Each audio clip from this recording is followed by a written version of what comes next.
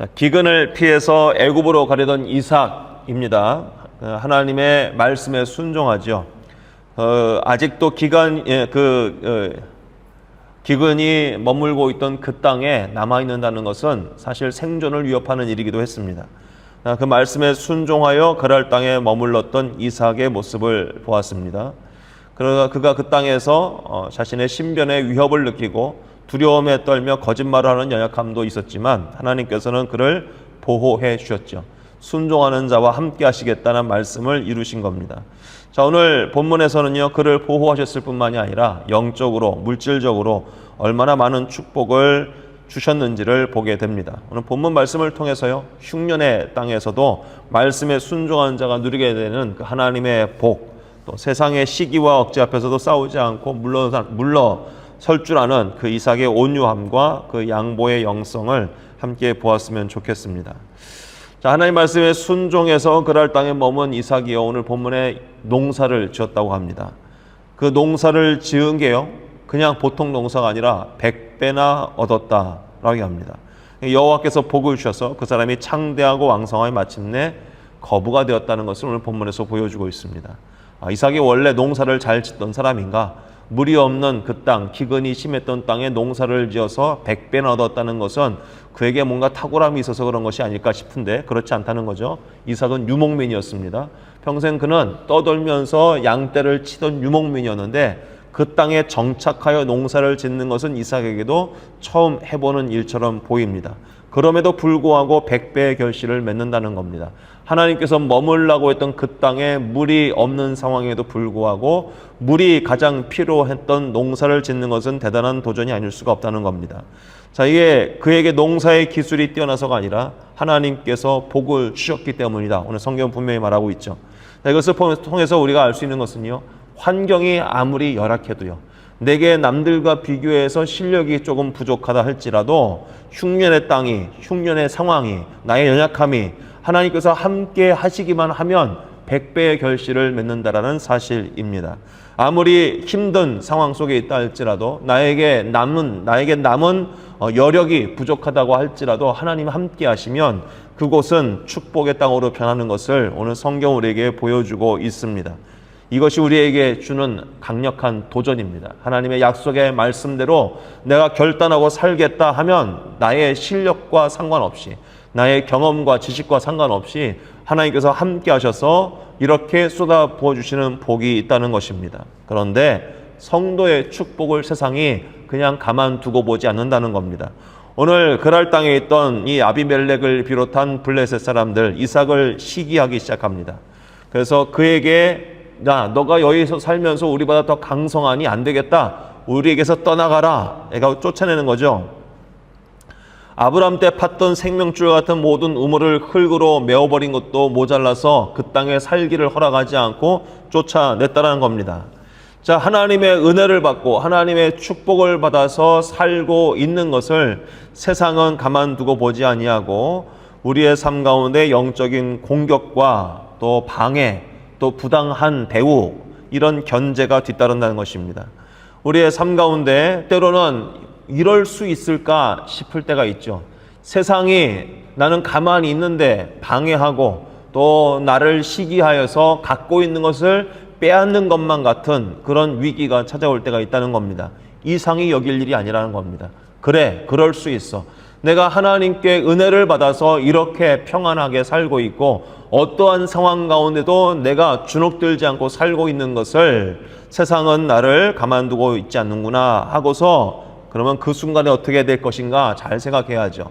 맞서 싸워야 되나? 내가 빼앗길 수 없다. 어떻게 얻은 것인데 나의 정당성을 주장하고 내 것을 내 것이라고 말하는데 무엇이 이상할까 싶다고 할 것이 아니라 오늘 이삭이 보여주고 있는 것처럼요, 피할 수 있어야 한다는 겁니다. 오늘 쫓겨났던 이삭이요, 그랄 골짜기로 들어가서 아버지 아브라함이 팠던 우물들을 다시 파기 시작합니다. 이 고대 근동에서 물은 곧 생명이었죠. 막대한 재산이었습니다. 그런데 그렇게 얻었던 우물들을 이제 그랄 목자들이 다가와서 자기들의 것이라고 우기면서 시비를 걸고 싸움을 걸었다는 겁니다. 자, 이렇게 첫 번째, 두 번째 계속 우물을 파며 피하고 또 피하는 이삭의 모습을 보게 됩니다. 싸우지 않습니다. 이삭에게 싸울 능력이 없어서 그런 걸까요? 그렇지 않죠. 이삭은 이미 블레셋 왕이 두려워할 만큼 강성한 세력을 가지고 있었습니다. 넌 강성하다 말하지 않았습니까?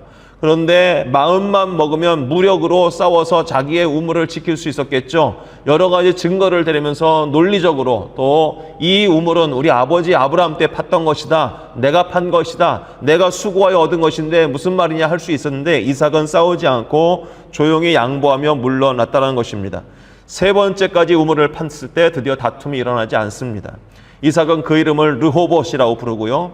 하나님께서 우리를 넓게 하셨으니 이 땅에서 우리가 번성할 것이다 라고 믿음의 선포를 하게 됩니다.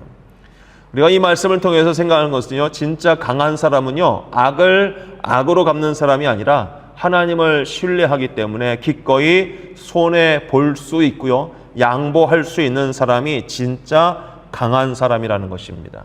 화난다고 같이 화를 내고 내가 성이 난다고 같이 성을 내는 것은 일반 사람도 다 같이 할 수 있는 것이란 말입니다. 근데 오늘 이삭이 자기의 충분히 그것을 맞서 싸울 능력이 있고 힘이 있음에도 불구하고 하나님을 신뢰하기 때문에 뒤로 물러섰다라는 것입니다. 예수님께서는 분명히 말씀하십니다. 온유한 자는 복이 있나니 그가 땅을 기업으로 받을 것이라고 말씀하셨습니다. 우리가 이 땅에 살아가는 동안에 온유하다라는 것이요, 그것은 그냥 내가 천성적으로 내가 태어나기를 그냥 온순해, 그게 온유가 아닙니다. 온유라는 것은요, 그 말 자체가 사나운 짐승이 길들여졌다라는 걸 이야기합니다. 내 안에 감추어져 있는 본성이 있습니다. 싸우고 싶고 빼앗길 수 없고 내가 응당 맞설 수 있는 힘이 있지만 하나님을 생각하기 때문에, 내가 하나님을 믿기 때문에 단련되어지고 그것이 잘 길들여져서 그 어떤 상황 속에서도 나의 본능대로 행하지 않는 모습이요, 그 온유한 자가 하나님께서 그 땅을 기업으로 주신다 말씀하십니다. 이삭도 마찬가지죠. 싸울 능력이 있습니다. 맞설 수 있습니다. 능히 이길 수 있었을 것입니다. 누가 계산기 안 두드려 보겠어요. 이길 수 있죠. 그러나 그는 하나님을 믿기 때문에 참고 그것이 길들여진 모습처럼 오늘 이 상황을 마주했기에 하나님께서는 그의 지경을 넓혀주셨다, 오늘 말씀해주고 있는 것입니다. 우리의 삶 가운데 내 마음대로 내 느낌대로 사는 것이 아니라 내가 하나님 이렇게 응대할 수 있습니다. 내가 정당하게 내 것을 주장할 수 있습니다. 나의 분노는 정당한 것입니다 하고 합리화할 수 있을지 몰라도 하나님 앞에, 그런 하나님, 나는 하나님을 신뢰합니다. 나의 머리를 들게 하시고 원수의 목전에서 내게 생을 베푸실 하나님을 믿습니다 하고 한 발 뒤로 물러설 수 있는 그 믿음의 넉넉함과 여유가 있을 때 하나님께서 약속의 말씀을 우리에게 주신 것처럼 땅을 기업으로 얻게 하시는, 우리의 지경을 넓혀주시는, 우리의 사역과 우리의 삶의 그 영역을 넓혀주시는 하나님의 은혜가 있을 줄로 믿습니다. 자, 오늘 이삭은 그랄 골짜기를 떠나서 약속의 땅인 브엘세바로 올라갑니다. 그날 밤 하나님께서 나타나셔서 나는 너의 아버지 아브라함의 하나님이다 말씀하시고 두려워하지 말라 말합니다. 자꾸 빼앗겨서 뒤로 후퇴하고 더 광야로 내쫓기는 것처럼 느낌을 받을지 몰라도 두려워하지 말라는 것입니다. 내가 너와 함께 있겠다 다시 약속을 확인해 주고 계십니다. 어디에 있든지 내가 어떤 상황에 있든지 그것이 광야라 할지라도 하나님 나와 함께 하시면 그것이 복이구나, 이 사실을 확인한 이삭이 보여준 행동을 오늘 본문에서 이렇게 기록합니다. 25절, 이삭이 그곳에서 제단을 쌓고 여호와 이름을 부르며 거기 장막을 쳤더니 이삭의 종들이 거기서도 우물을 팠더라. 삶의 우선순위를 얘기합니다. 잘 보세요. 하나님께서 함께 하시는 곳이 내게 하나님의 복이구나, 이삭이 확신을 합니다. 그랬더니 그곳에 뭘 쌓죠? 제단을 쌓습니다. 그 다음에 뭐 하죠? 장막을 세웁니다. 그 다음에 뭘까요? 삶에 필요한 우물을 팝니다. 삶의 우선순위 얘기하는 겁니다. 제단을 쌓고 장막을 세우고 우물을 팠다는 것입니다. 우리의 영적인 우선순위가 어떻게 정해져야 할지 이삭의 삶을 통해 보여주는 것입니다. 가장 먼저 하나님을 예배하는 제단을 쌓고, 그 다음에 자신의 집인 장막을 세우고, 마지막으로 생업인 우물을 파는, 이와 같은 삶의 우선순위가 이삭에게는 너무나 분명했습니다. 내가 먹고 살아야지, 이 모든 많은 식솔들 마실 물이 필요하잖아, 우물부터 파자 하지 않더라는 것입니다. 하나님 앞에 제단을 먼저 쌓는 것입니다. 내가 어디를 가든지 무슨 일을 하든지 가장 우선순위에 두을 것은 하나님을 예배하는 것입니다. 예배의 자리를 찾고 하나님 앞에 예배하는 것을 나의 삶의 가장 우선순위에 두고 그 다음에 나의 삶이 있는 것입니다. 이와 같은 우선순위가 바로 정해질 때 하나님께서는 이삭을 얼마나 높여주시냐면 자신을 쫓아냈던 아비멜렉 왕이 군대 장관 비고를 대동하고 이삭을 찾아와서 평화 조약을 맺자고 엎드렸다는 것입니다. 자, 그 이유가 무엇일까요? 싸웠기 때문일까요? 이삭이 얼마나 잘 훈련된 군사들을 동원하고 있고 얼마나 큰 군대를 거느리고 있으며 높은 성벽을 쌓기 때문에 아비멜렉이 군대 장관을 이끌고 이삭에게 나와서 엎드렸던 것일까요? 그렇지 않죠. 오늘 아비멜렉이 이렇게 얘기합니다. 여호와께서 너와 함께 계심을 우리가 분명히 보았으므로. 아비멜렉이 엎드린 이유는 하나입니다. 이삭이 가지고 있는 큰 군대의 숫자 때문이 아니라는 겁니다. 이삭이 갖고 있는 수많은 우물 때문이 아니라는 겁니다. 이삭이 갖고 있던 재물의 양 때문도 아닙니다. 그와 함께하고 있는 여호와 하나님을 보았기 때문에 엎드리는 것입니다. 이게 중요한 거죠. 너와 함께하고 계시는 하나님을 우리가 분명히 보았다. 사람 이삭이 아니라 너와 함께하고 있는 하나님이 계시는데 우리가 어떻게 너와 싸울 수 있겠느냐, 어떻게 너와 견줄 수 있겠느냐, 엎드리는 것이 상책이다 하고 나와서 항복하는 거죠. 여러분, 이 땅에 살면서요, 세상이 우리를 만mat하게 보는 이유가 어디 있습니까? 한국 교회를 세상이 만mat하게 보는 이유가 어디 있습니까? 한국 교회가 하나님께서 함께 하시는 것을 사람들이 보지 못하는 겁니다. 그래서 만mat하게 보는 것이고 그렇게 비아냥거리는 것입니다. 한국 교회만 그럴까요? 우리 개인의 삶도 역시 마찬가지입니다. 하나님께서 나와 함께 하시는 것을 세상이 보면 엎드리는 것입니다. 근데 우리의 삶 가운데 하나님께서 함께 하시는 것을 세상이 보지 못하니까 야, 너랑 나랑 틀린 게 뭐가 있냐 하고 실력으로 비등하다 생각하니까 자꾸 무시하는 겁니다. 그런데 우리가 하나님 앞에 엎드리고 이삭처럼 삶의 우선순위가 하나님 우선순위가 되며 세상 사람들과 똑같은 방법으로 싸우고 견주고 내가 대응하는 것이 아니라 기도하고 엎드리는 무릎으로 대응할 때 세상이 보는 것입니다. 야, 쟤는 뭔데 우리랑 똑같지 않지? 이 정도 하면은 싸울 법도 안 돼. 이 정도만 하면은 화낼 법도 안 돼. 이렇게 하면은 저 사람이 나한테 덤빌 것만 같은데 안 덤비는 이유가 무엇이냐? 저 사람은 나와 뭔가 다르다. 저 사람은 뭔가 나와 틀리다. 라는 것을 보게 될 때 그것이 하나님이라는 것을 세상은 알게 되는 것입니다. 우리의 삶 속에 함께 하시는 하나님이 발견되게 하는 것. 그것이 우리의 신앙이요 믿음이라는 것입니다. 그것을 성경은 세상을 이기는 법이라고 이해합니다.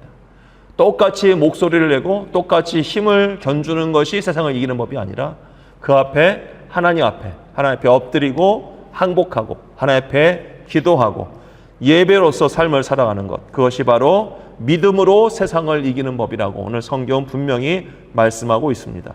오늘 이 말씀 우리에게 강력한 도전이 됩니다. 쉽지 않습니다. 그러나 이 말씀이 불가능한 것이 아니라는 겁니다. 이삭을 통하여 우리에게 보여주고 계시는 이 신앙의 아름다운 발자취를 따라서 우리 역시 믿음으로 세상을 이겨나갈 수 있는 우리 모두가 되었으면 좋겠습니다. 세상의 시기에 억울해하지 말고 살아갔으면 좋겠습니다. 부당한 시비와 공격 속에서도 우리 같이 핏대를 세우고 진흙탕 싸움을 하는 것이 아니라 하나님 앞에 모든 것을 보고 계신 하나님 앞에 맡길 수 있는 우리의 삶이 되었으면 좋겠습니다. 억울하게 빼앗긴 것 같아도 하나님께서 채우시면 넉넉하게 될 줄로 믿습니다. 믿음으로 양보하고 온유한 마음으로 털어버리는 것입니다. 다툼이 없는 더 넓은 자리로 이끌어 가시는 르호봇의 하나님이 우리에게도 역시 동일하게 역사하실 줄로 믿습니다. 삶의 우선순위를 재단에 두는, 그래서 우리와 함께 하시는 하나님을 세상이 똑똑히 보게 하는 이 놀라운 믿음의 삶이 우리 가운데 있기를 간절히 소망합니다. 아멘.